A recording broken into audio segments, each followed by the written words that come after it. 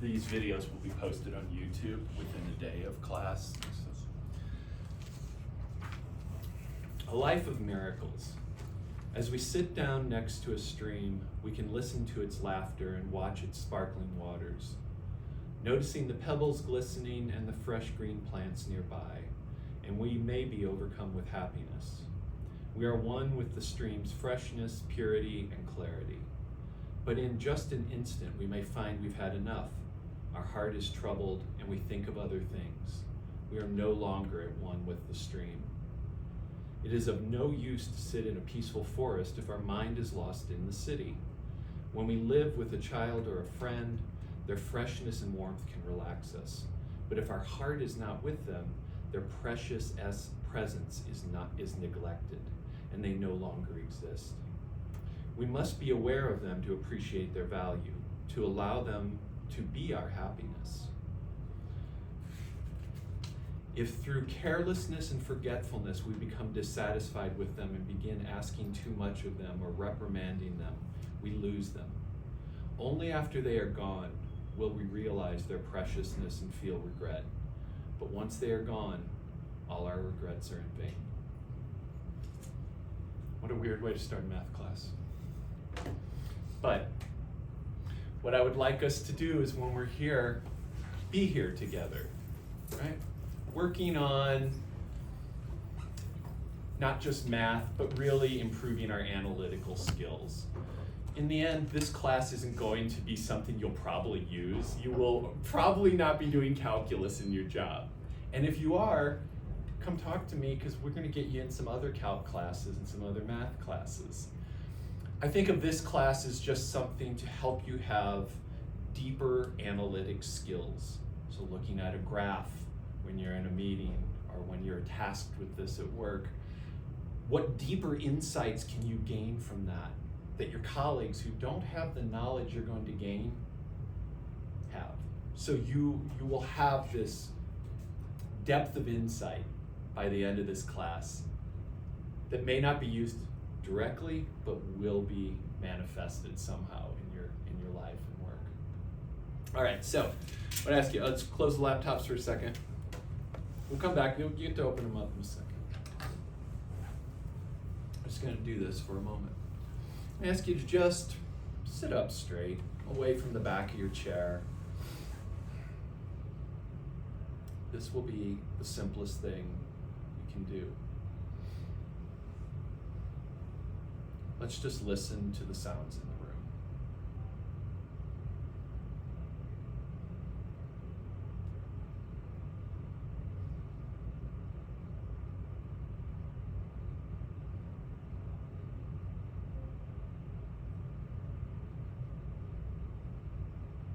Notice how they fall on your ears. You don't have to do anything.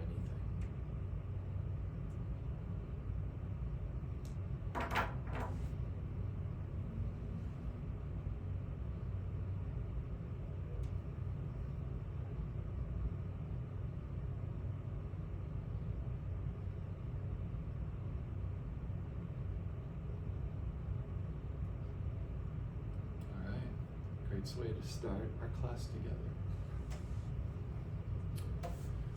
So let's go through the basics. Now that we're all here, like here, living inside the sound coming out of that thing.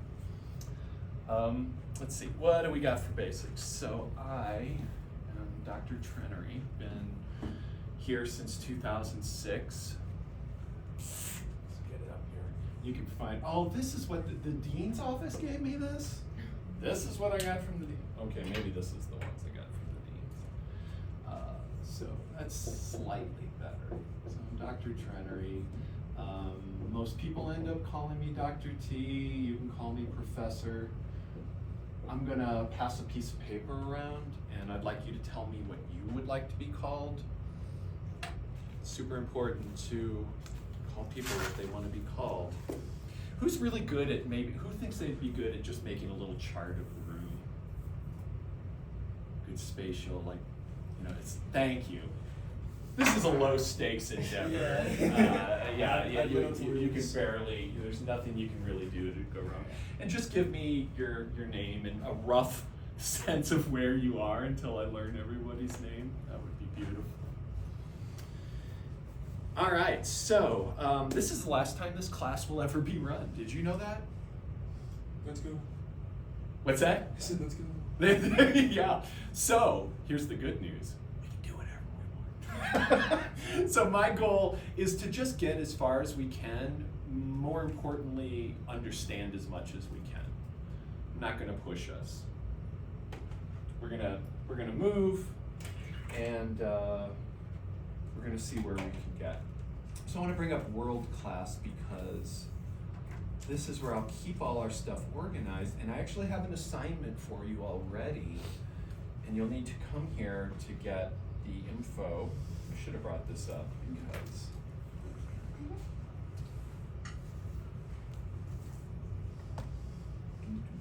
okay, and then it's going to ask me to do identify bridges or something like that. Oh, okay, identify my email. Well, guess what? That is my email, you bastard. Use my password instead. Yeah, that sounds like the right thing to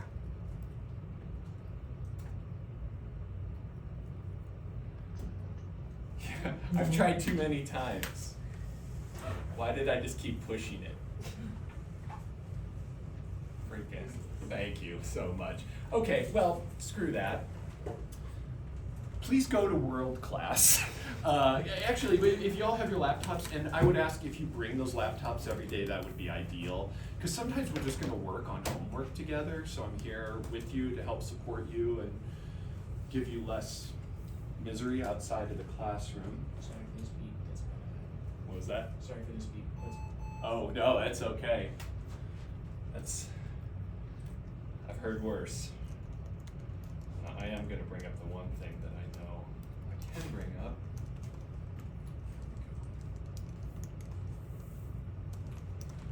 Okay. So we got world class up. Cool. I'm going to, what's your name, sir? Jack. Jack? Hey, Yeah. Jack. I'm going to look here with you. So if we could just go to the course home really quick. You'll see my schedule there. I am in my office right after this class on both the days we meet, Mondays and Wednesdays. I am in my office on Fridays mostly. Sometimes I'll just be having Zoom hours on Friday. I also have Zoom hours on Thursday. But if there's some time you want to meet outside of class of these hours, let me know and we'll figure it out. We'll make it happen. So let's see. Do you mind? Yeah, no, Is it okay if I touch you? Yeah. Okay, yeah, I just don't want to be poking around here. You've got a lot of emails, Jack. Yeah.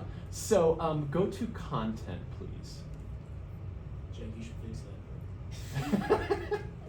that. I have like over 100,000 in my Google account that I haven't looked at, so you're doing all right, Jack. And so you're going to see on the left some tabs.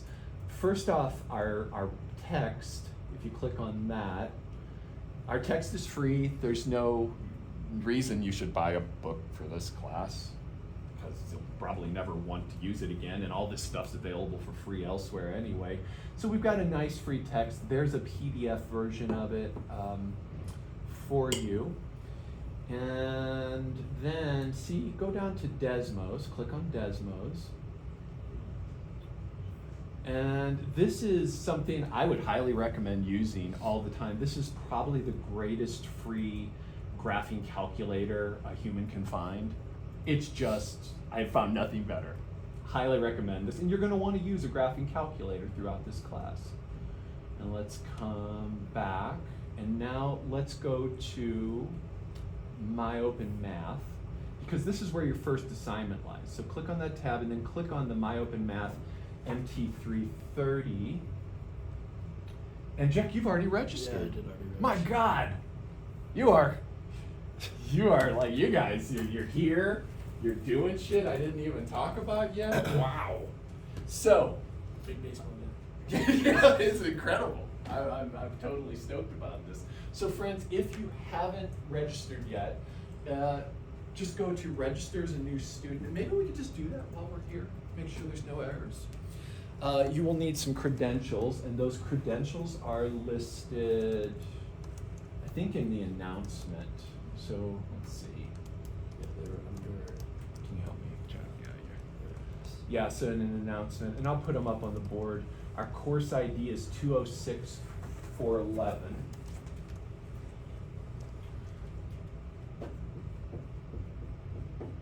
And then is it just Trenery 1? Yeah.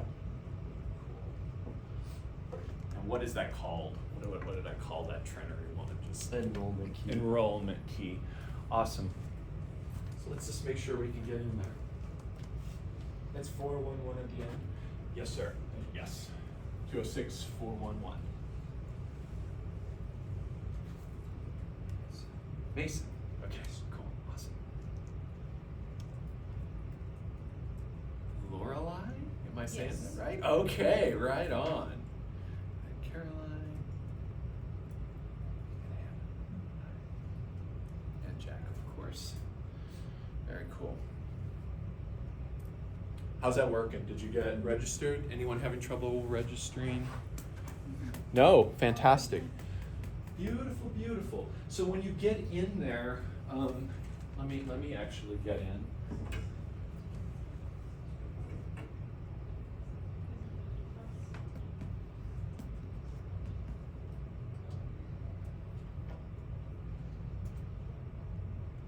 If I remember my password.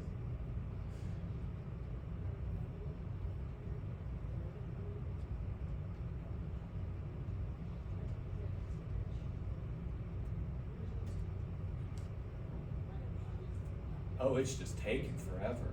Okay, so you see a nice calendar come up, and you've got a couple assignments already. These are pretty chill. I try to just wade in gently as we go. You can see your first assignment isn't even due till next Tuesday. You will probably have that done by the end of class on Monday. We'll probably take a little time if we need to on Monday to work on that together. But you've actually already accomplished homework 0. Homework 0 is get in here, and I guess there's one more part. If you could, before Monday's class, just start. Just get in here. You don't even have to get it right. Make an attempt at one of the problems in this homework set. Right or wrong, just simply try. That's it. So nice chill start to the semester already. There's a lot of, oh, did you? Yeah, Yes. I was just, sorry to cut you off. No, it's okay. Please I don't ask. have a homework 1.1 or 1.2. It starts at 1.3 for me. Interesting. It's not showing up in the calendar. Even in the grade book, there is no 1.2. Okay, thank you. I will look into that. It could just be me, but No, I don't think it is. I It's think not I've in seen my a lot of no's. So maybe I didn't quite do something fully in the buttons and switches. So I will take a look at that after class and email you all, let you know what's up with that. Cool, thank you. That's important. So what's great about My Open Math is it's free. We like this. But if you go to, do you see all this stuff down here under the calendar, textbook, chapter 1 review and all that stuff? So your textbook is also here. I did put the PDF in World Class, but here it is as well. And there's these smaller bits of it that you can access both in Word and PDF format. Did you have a question, Mason? No. Okay, cool. So if you just want to maybe just print off it, if you wanted to print off a copy, you could print off smaller bits or something like that, or just download smaller bits. Highly recommend reading through the book, especially if what happens in class seems somewhat confusing. But here's what's more. If we go to, let's see, let's go to homework 1. Can I go to homework 1? There are, yeah, so actually in the textbook section, videos built in on each topic we will cover. They're not me. which might be good for you, just to have a separate perspective on these things. If this doesn't work for you, you go to YouTube and you Google functions, help, and a plethora of things will come up to help you. So lots of ways to help yourself if things aren't quite making sense. So that's going to be our main resource through the class, besides additional things that I bring in for us. So let's see, we are rolling. We are good. Okay, so our final, let's actually go to the syllabus. Maybe back to world class, please. Let's talk about our contract together. I'm gonna come over here. And yeah, so go to content and then syllabus and open that up. Beautiful, thanks. Looks like the formatting got a little weird in here. Let me scroll down just, sorry, the other way. I just wanted to look at the very top. Yeah, because it looks like the last day to drop and the last day to withdraw got a little botched in this. So the last day to drop is next Monday, I think. And the last day to withdraw is 4/7. But if you're here, you don't, and I gotta drop this, come on. But if you do, come talk to me if you're feeling like I've gotta drop this. But I swear to you, I'm gonna help you make it through this. Key thing for me is just try. Literally, just play the game, right? Just do the shit, play the game, show up, ask questions when you need it, and you're gonna get out of here in style. So a lot of this is stuff kind of already talked about, but let's look at the breakdown of the class. Half your grade is homework. So you have control, complete control over half your grade, because you can try the problems as many times as you want without penalty.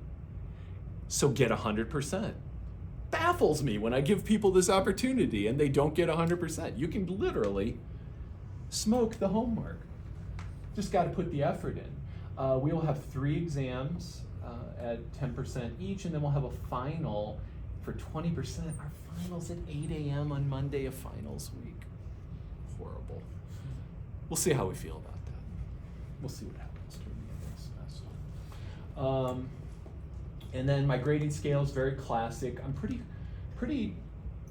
just, if you fall into one of these bins, that's the grade you're gonna get. So I don't mess with things like, oh, they really should have had a minus, even though they earned a plus. It's just like, no, you fall in there, that's what you're gonna get.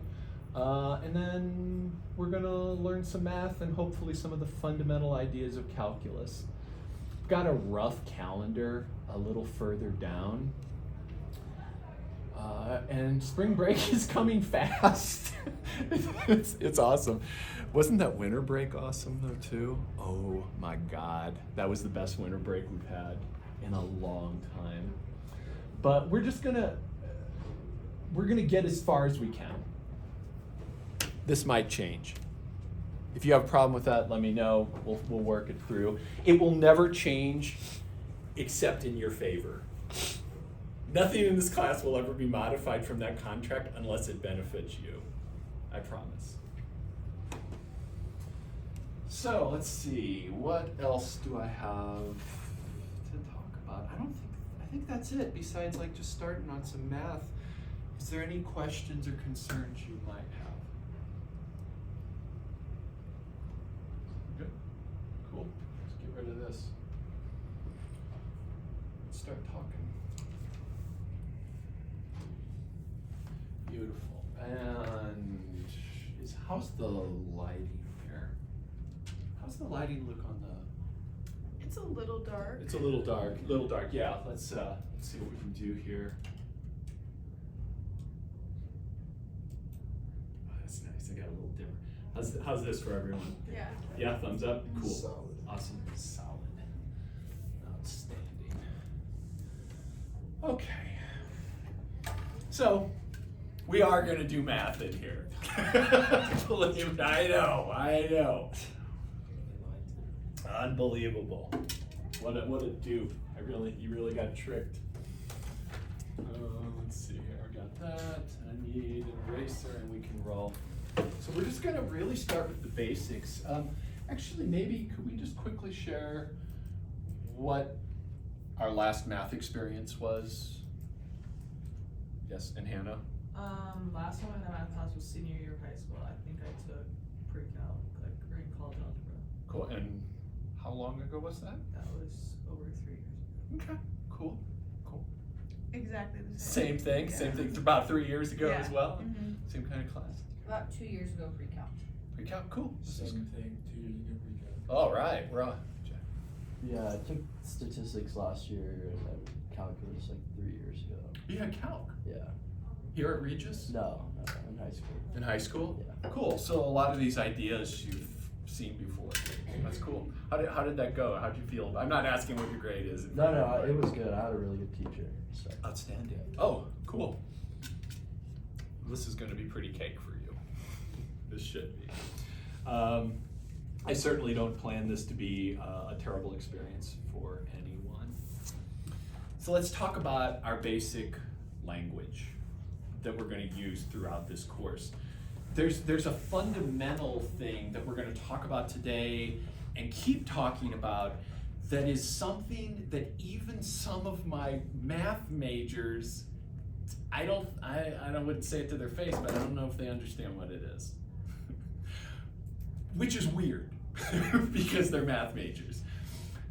But let's start off with the most basic. What is our alphabet?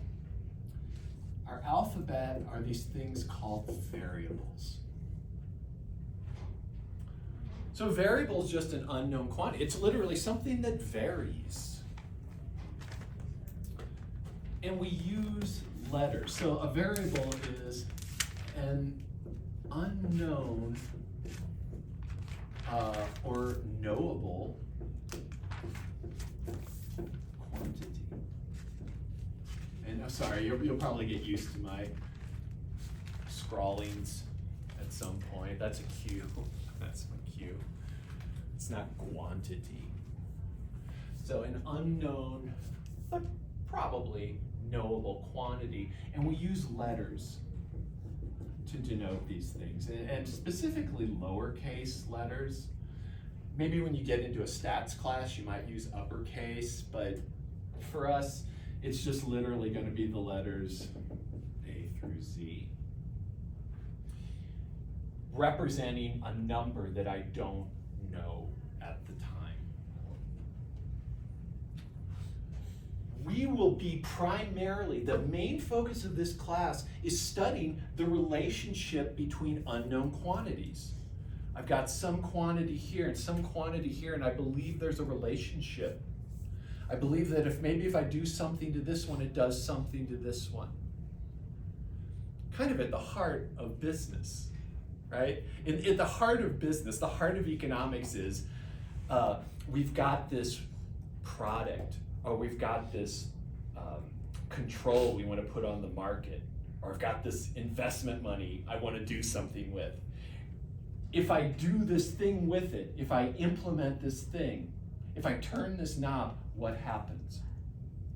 What is the result of my actions? So we are primarily going to study, the whole semester, we will study relationships between variables. And there's one prime vehicle that we're going to use, and that is a thing called a function. So this is just a very mathy, abstracted way. Mathematicians love to take ideas that we literally use every day and make them as abstract as possible. That's kind of like part of our gig, is to look for similarities and rhythms and patterns, and then pull back and say something general about them. So these relationships between variables are going to take the form of functions.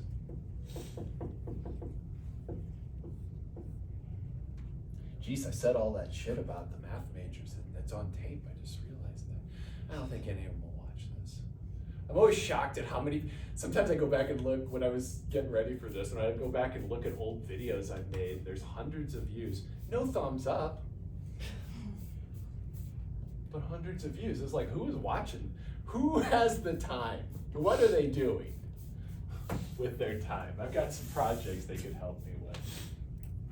So a function is basically a rule for converting one quantity to another.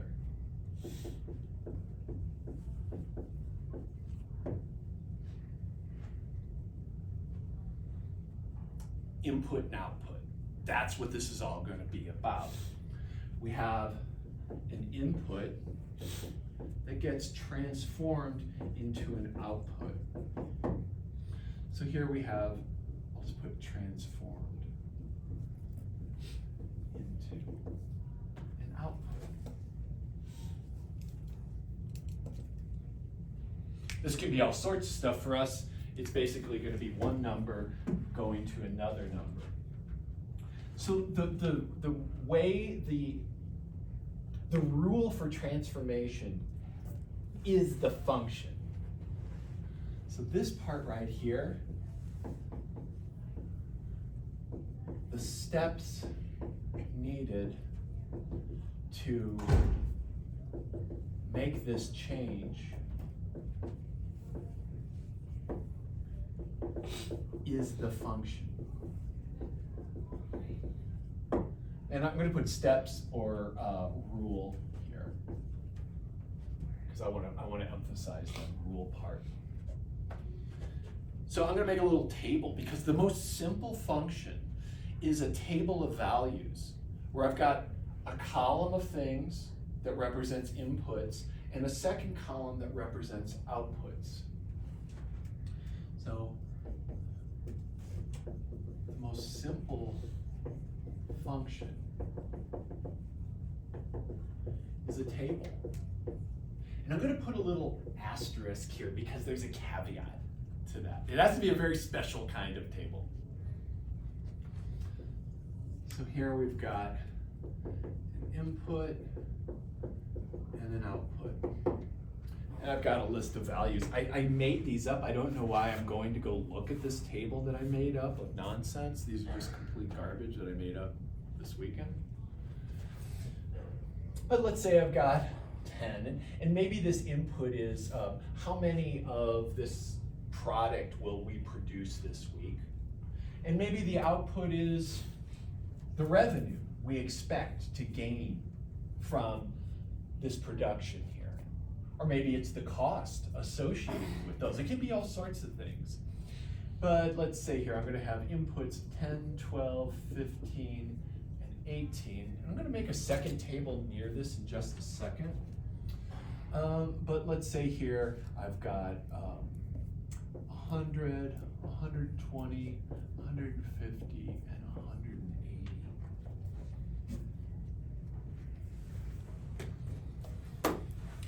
So now if I said to you, hey, I've got an input of 15, you just look at the table and tell me what the output's going to be, right? You just literally could go look this up. We got a little book, the most ancient technology of all, the book. We could do this in. We don't need Desmos. We don't need a calculator.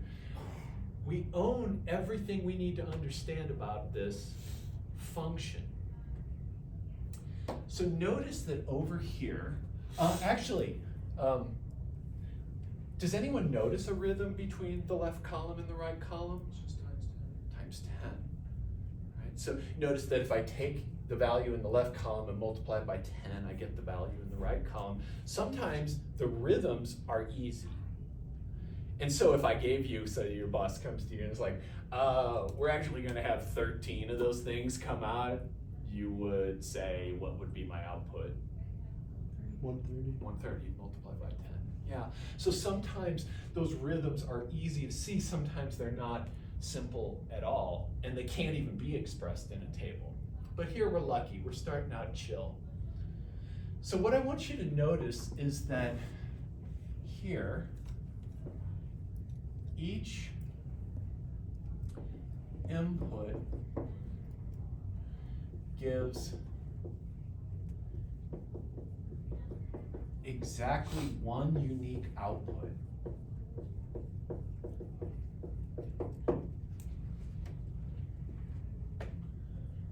So that if I know the input's 12, I know the output's 120. There's no question about it. Let's take a look at a different table. So compare to this table. Let's do the same inputs. So we're going to have input and output. Let's do the same inputs, so 10, 12, 15, 18. And then over here, things are going cool. 120, 150, and then 180. But then we get this new piece of data. We're going to add it in here. And it's going to say 15 also goes to 100.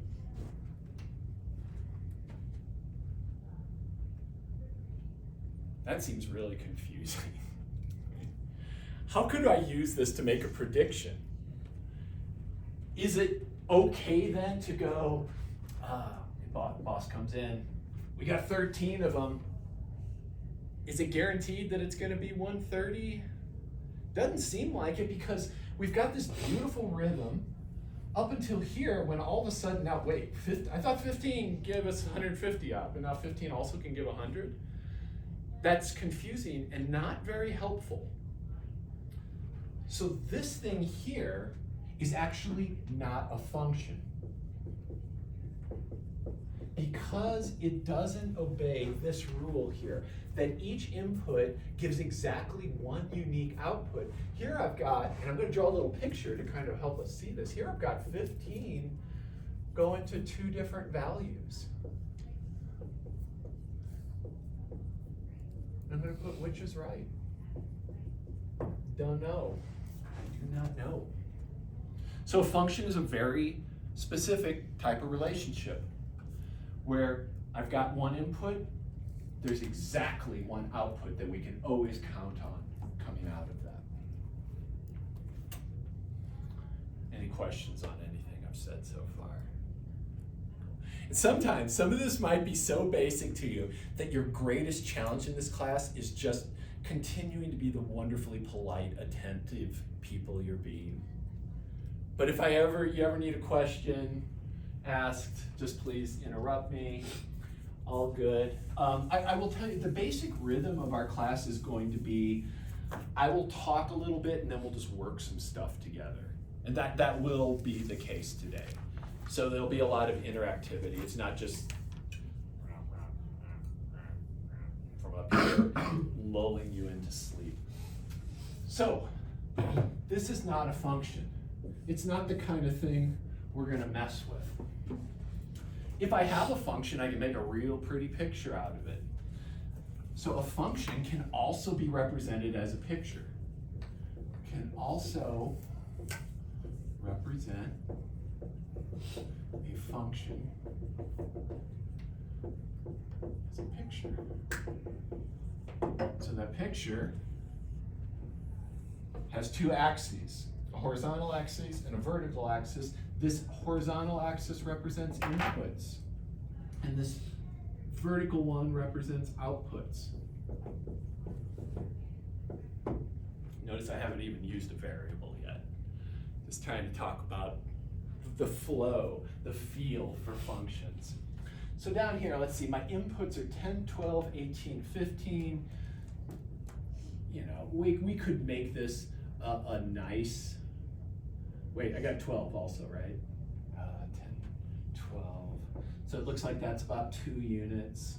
And so the next one to 15 is a little bit more than that. And then 15 jumps up 3, so that's the same distance there. We got 18.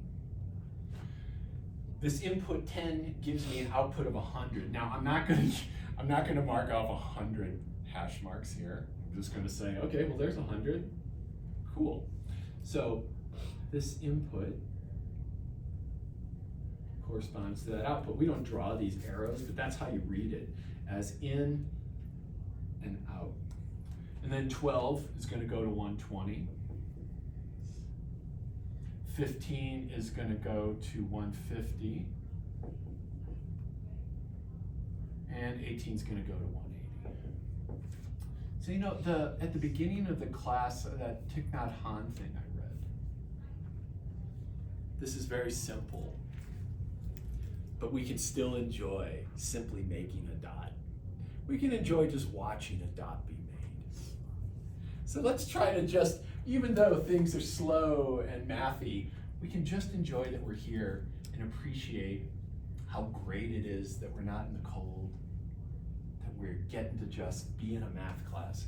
Imagine how much of the world, I would say most of the world, would give anything to be here in this math class right now. Any math class at all. So this is called a graph.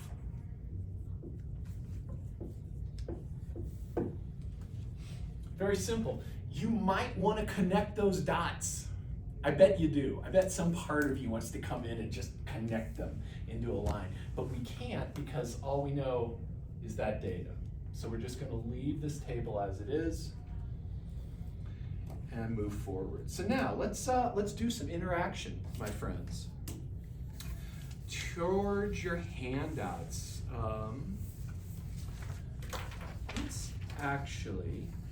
let's actually go to exercise 1. So that's on page 15. Could I get one of the? Oh, yeah. Sorry. Wouldn't that help? Yeah. Just a little bit. You got it, Lorelei. Let me get you hooked up. 15, 16, 17, 18. And you're good. Yep. Okay, cool. Thank There you so are, much. ma'am. You're so welcome. So let's check out problem 1.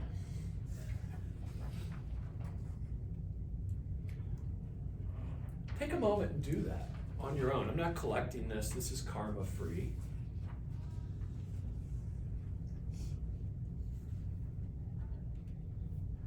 You can write on the page, you know, doodle on it. Do as you see fit. I'm gonna eat jelly beans.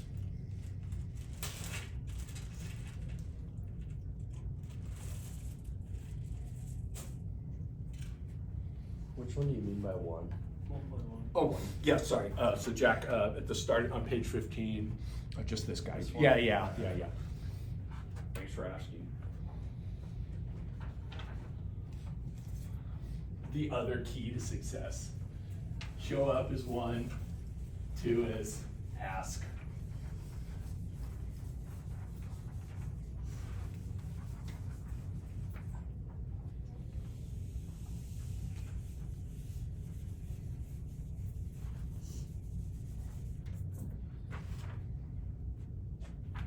Oh. I'm not eating that.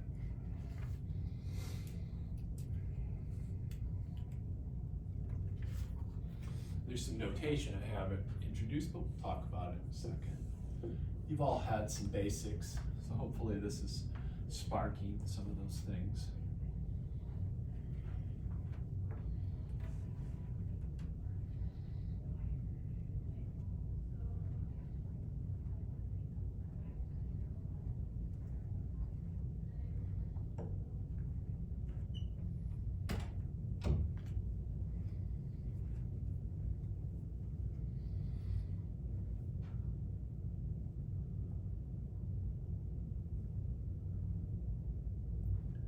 You prefer mass or mace? How do you say it? Mace? Mace. Mace, got it. Mace.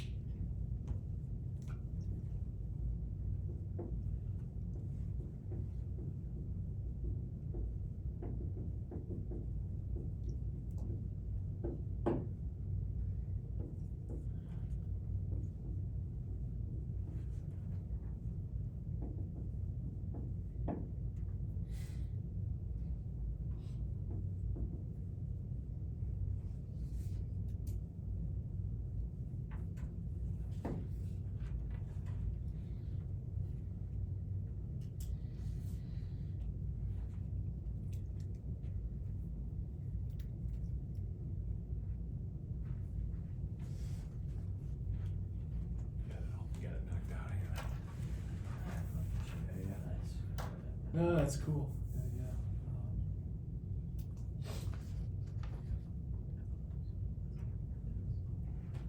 Yes. So I would say this is the right idea, but why would we not use 40,000 or so real? You're so close. Yeah, there you go. That's it. Yeah, tiny little tweak. Absolutely. Yeah, what we got here. Yeah, looking solid.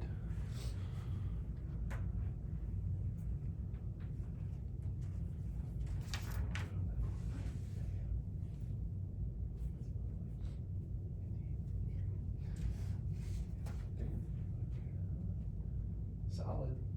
Absolutely. Yeah, right.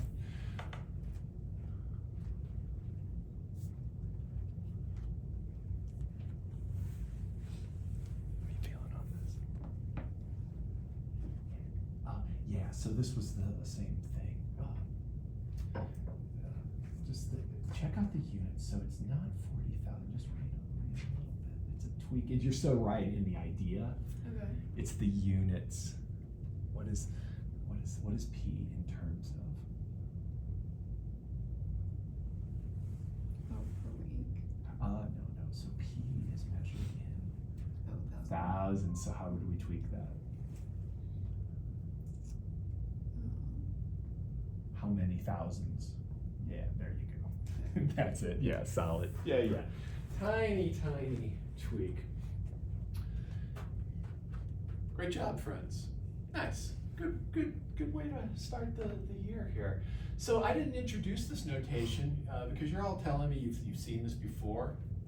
I just wanted to kind of hit a few of the subtleties at the beginning. But this is saying there is some rule. Do I know the rule? Do I know how to convert the population into the tons of garbage? It's given somewhere, right? So hopefully someone produced this, but we don't have it in front of us. We don't really know what this rule is.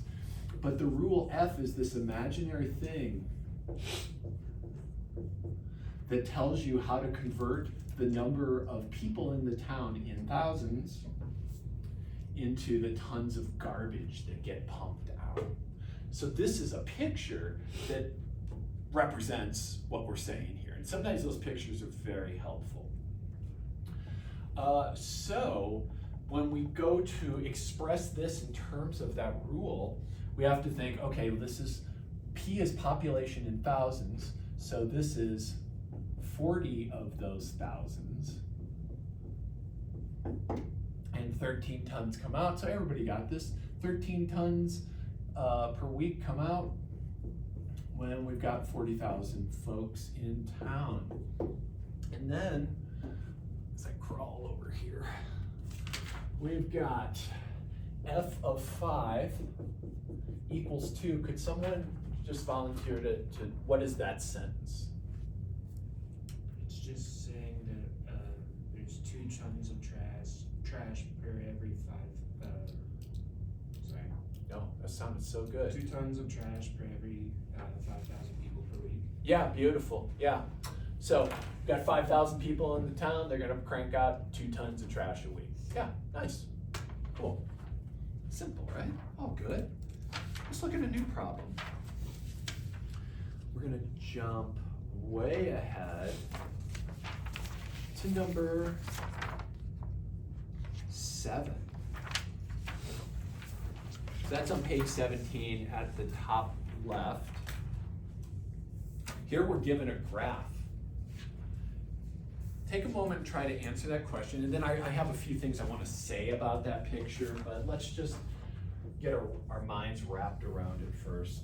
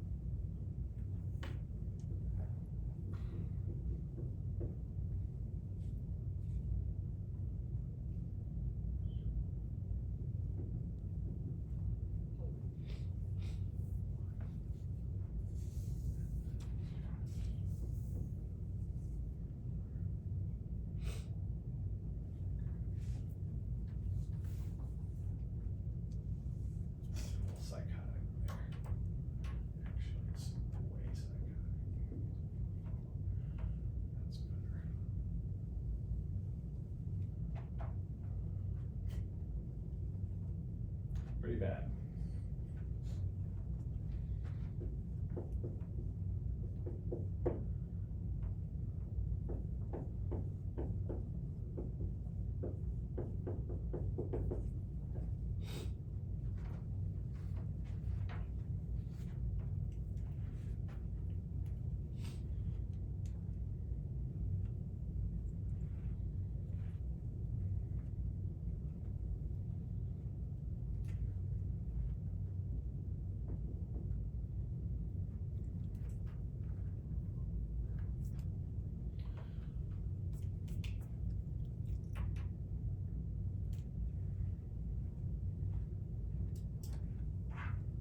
Feeling good on this? Nice. Oh, cool. This is a good place to be talking. Yeah, what's Difference between what it's asking for. cool. This is a great thing. Okay, awesome. We will talk about this. You got it. Let's talk a little bit. And if you're done with it, you can check yourself. And if you're not, you probably want to hear what I've got to say about this. So here we have a graph of a function g. So this is a graph of function g. Sorry, my spelling is not one of my better traits, or my writing. So what does this mean? Well, this is my collection of inputs all along here. And every place there's a dot, that means that is an allowable input. So anytime I can go from a value here and find a spot on the graph that corresponds to it, that means it's an allowable input. So this one actually allows everything. I could even put in a half or a fourth or negative square root of 2 or something like that and expect to be able to find the output. So it looks like a continuous curve here. So these are my inputs and then these are the corresponding outputs. And the way to read this graph is as follows. When you want to find what is the output corresponding to a certain input, so for example, g of 2, I go to 2, here's my input, and remember, this is, how about this, g of input equals output. That's the way to read that, right there. So if I have an input of 2, I go up to the graph and look at what the output is. And Mace, what is the output corresponding to 2? 4. Looks like 4, right, as best we can tell. So that means g of 2 equals 4. Does that help on that? Awesome. Any other questions on that first one? Does that help? I can say it a different way. So let's just do a quick one. What is g of 0?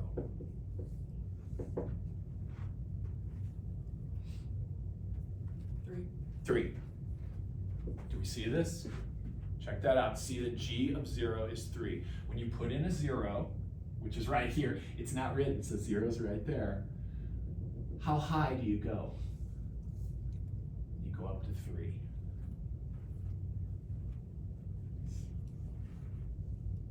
Good? Yeah, see a nod? Yeah, nod and stuff, because I'm always watching nods and facial expressions and stuff. Could someone frame this for us, this part B, in terms of input and output? Like as a sentence. How would you ask this if you weren't using the math notation? Find the what? X-intercept or x-intercept or y-intercept? Well, you're getting too fancy, Mace. That's way too fancy. I thought that's what you were like. Yeah. So just looking at this one here. So what am I trying to find here? The input or an output? Input. I'm trying to find the input. So find the input that gives the output 2. That's what we're doing here. So when this says solve, this means find input x that gives. So here we have a variable, one of our first variables, that gives output of 2.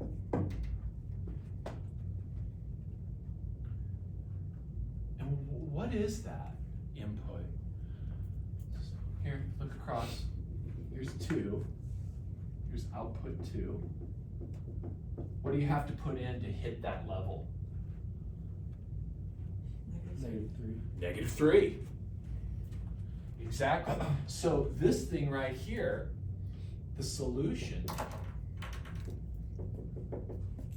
is x equals -3. Because when I put in -3, it looks like, and my graph is it, or wait, is it -3? My graph is so shitty. Yeah. I think the graph is just a little misproportionate. Yeah, I think the graph is pretty bad. I was Yeah. gonna say that. Yeah, no, it's cool. You're kind. You're so kind. Lead me to it with gentleness. So yeah, so this graph is super crapified. So let's make it a little bit better. So it's more like that. So when I put in a -3, I get out a 2. And that's what it means to solve. Find the input that gives that output. Questions on that? Solid. Let's do some more problems. All right, so number 9, we don't have a graph, but we have a table. Let's do the same thing there on number 9.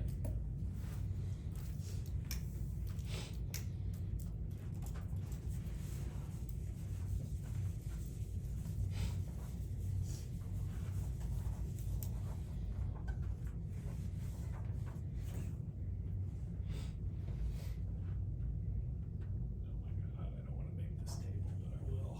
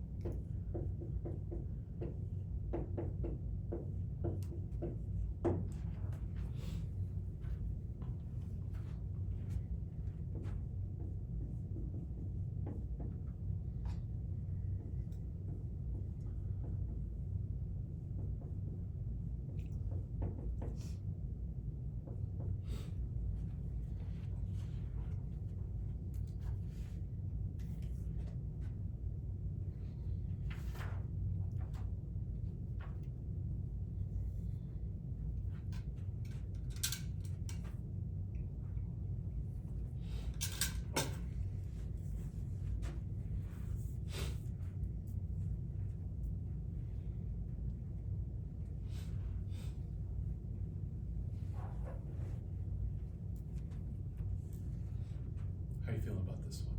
Yeah, cool. So what did you get for F3, Caroline? 5. 5.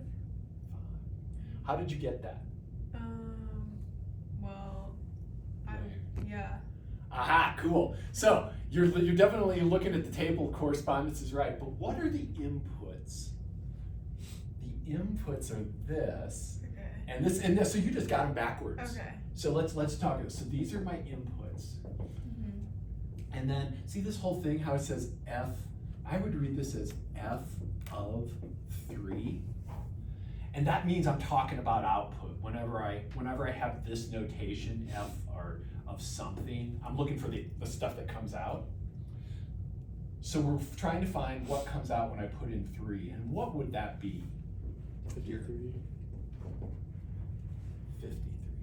Does that make sense? Yeah. Yeah. So you're doing the inverse Okay. of that. Yeah. Does that sound good? But you totally know how to use the table. So kudos to that. So this is just going to be 53.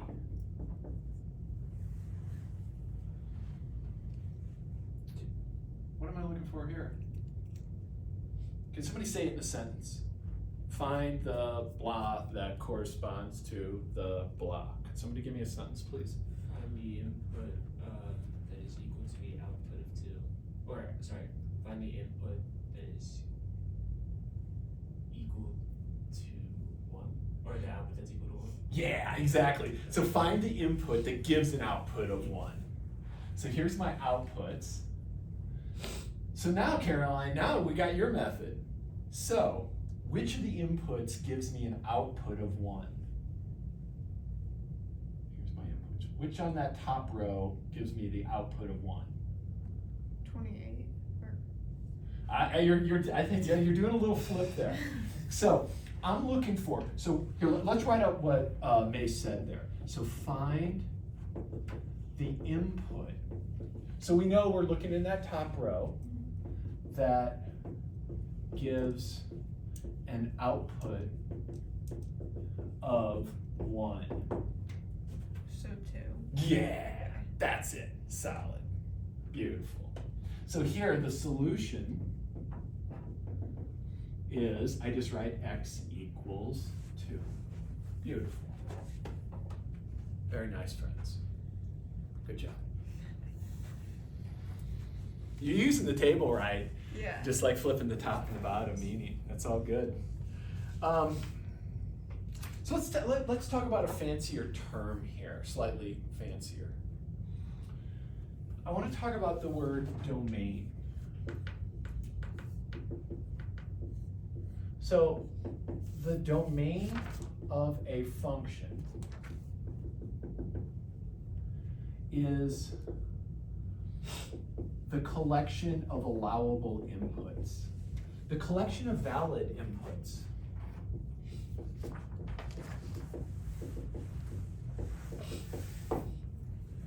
And I want to add to this too. This one's a little more straightforward. This other one can become a little trickier.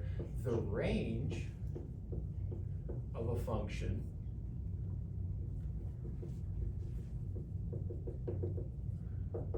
is the collection of all possible outputs given all possible inputs. So the range of a function is the collection of all possible outputs.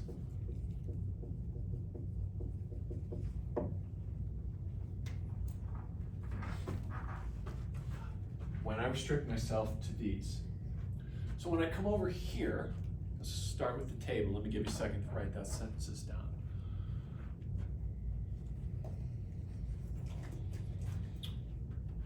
When I come here in these tables, it's really easy.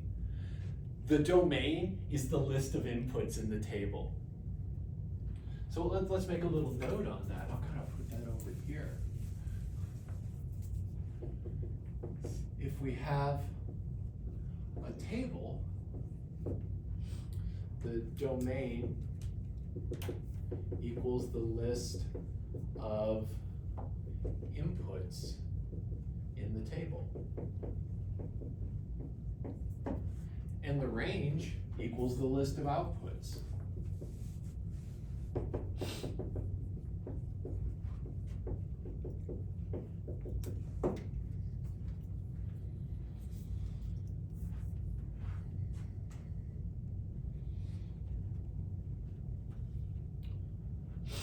So here I've got this function. Here's some function f in this table.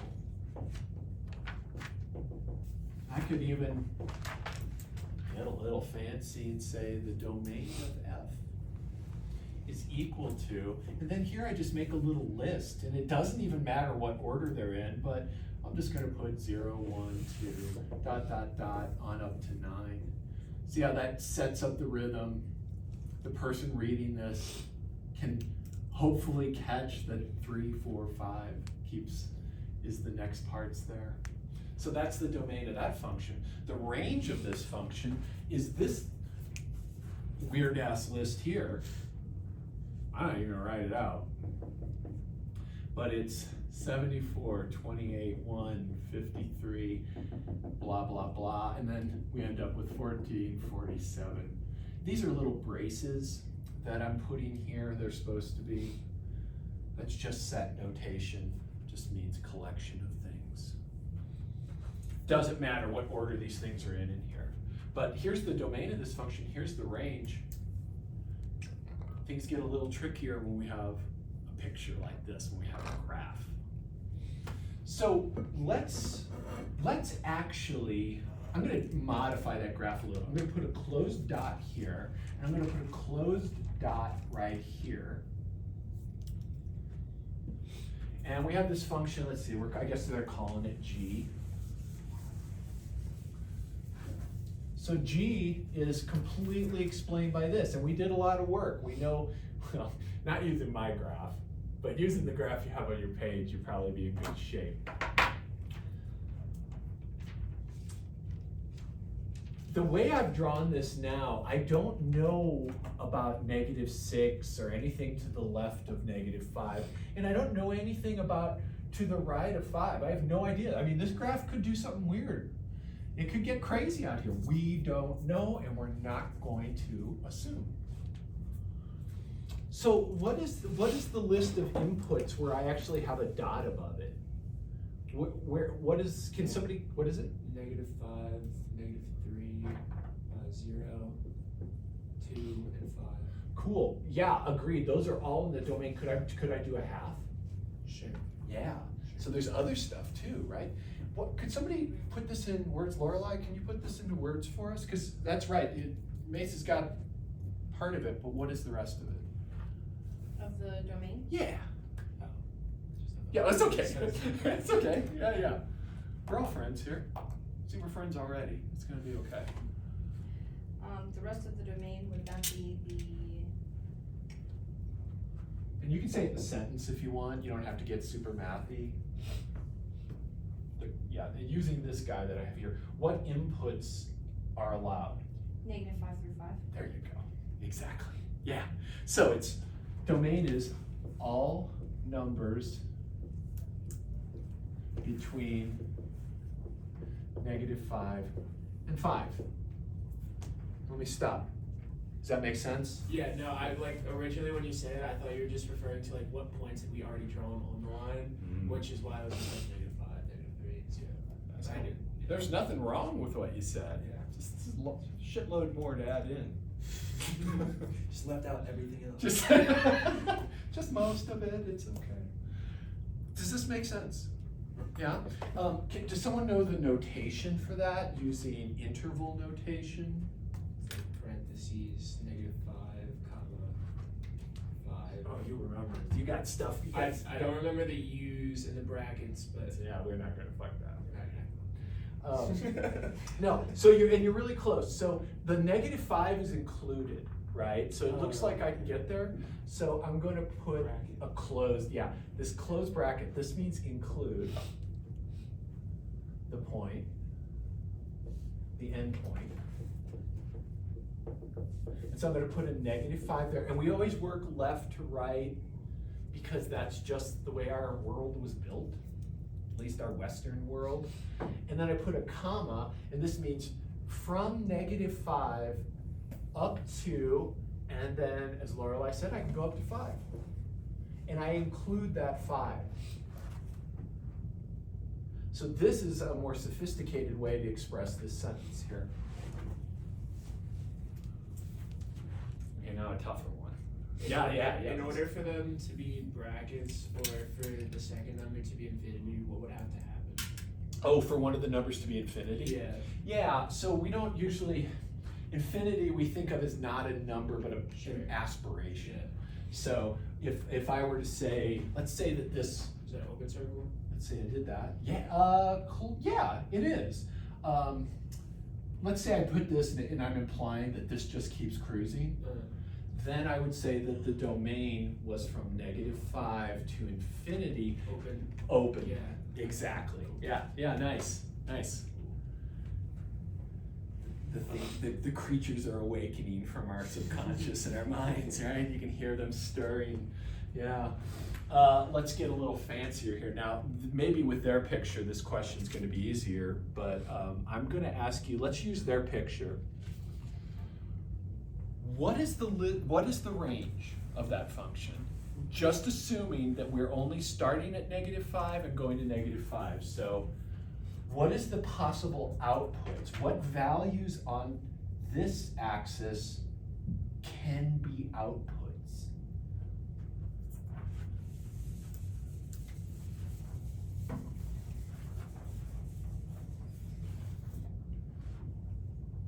This will be the last thing we do today.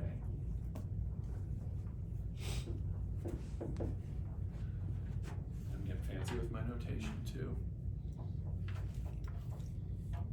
Jack, I'm probably gonna hit you up for an answer on this. Okay, I got bracket 1.5, like roughly 1.5, comma 6 bracket. 6. That sounds about right. Now let's go back to the original. Yeah. It is like halfway between. Yeah, it depends. Yeah, right. So, and Jack's just, all we can do here is estimate, right? Could you explain how you got your answer? Because it's beautiful. Yeah, I just looked at the dot, where it was at in relationship to like the y-axis. So you looked at how high this dot was on the left, and that was about 1.5. And there's no breaks in this graph, so we can hit all the numbers moving up. And it looks like our last one, I mean, you know, looking at this crazy shit, looks like this could be 6. Yeah. Who knows? The board is warping and my graph is warping. So 6, does anybody else have a different estimate they came up with? It ends pretty much right on 6. It's right on 6, beautiful. 6 and that's about as good as we can go, so there we go. So this is equal to the values on the vertical axis, the vertical output axis used by the graph.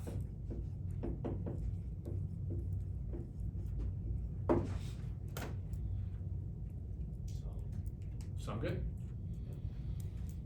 Day 1, done. Week 1, holy shit, week 1. We did it. So easy. All right, my friends, thank you for being here. Now, what is your assignment? 1.1. Yeah, yes, and just start by Monday, right? Try as far as you can. And then we're gonna work some more, maybe we'll start on 1-2 together in class on Monday. Please bring your laptops, we'll be doing a lot of work. Did you say you would email us when that 1.1 was available? 'Cause we- Yes, I did, and I'd better put that on my wrist. Actually, does someone have email over? Yeah. Could someone please email me just a kind letter that says, open 1.1, please? Thank you. Thanks, Hannah, I appreciate you. Appreciate you all. I love your energy, good spirit in here. We're gonna have fun.